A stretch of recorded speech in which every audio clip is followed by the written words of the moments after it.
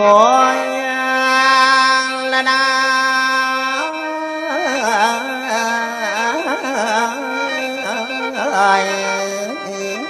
โอ้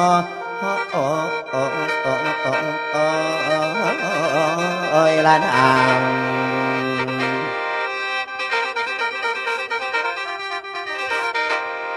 เมื่อบัดนี้ผมสิเบาชีวิตสัตว์สาวแล้วน้ำตาไม่ยายฟังนั่งตาดอนทอนทอง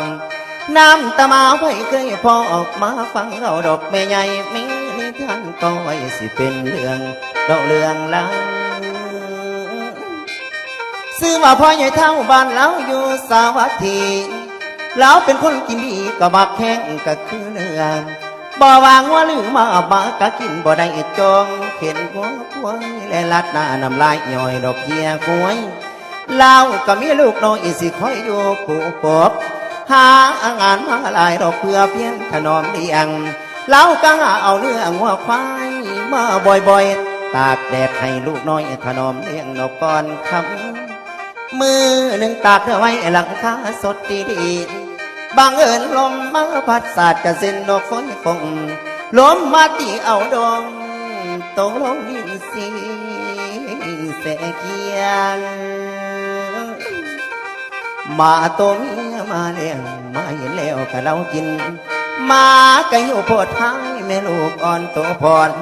เจ้าของว่าก็ยังคิดว่าสิกินลงได้แล้วเราเป็นคนใส่ทำงานรับจ้างเพิ่นทั้งรับจ้างขาเนื้อดอกทำใดคู่สู่แนวได้เนื้อมาตากแล้วมาก็เรามากิน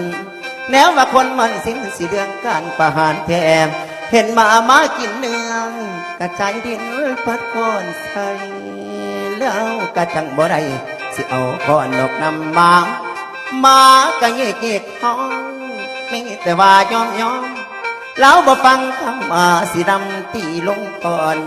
ตีมาหลายมาซ้อนสลบลงดินดาวหมากะวอนทองเล่าสิขาดอย่างเดียวบอกว่าตายแน่ๆอีมาแม่ดอกมึงตายหมากะวอนขอ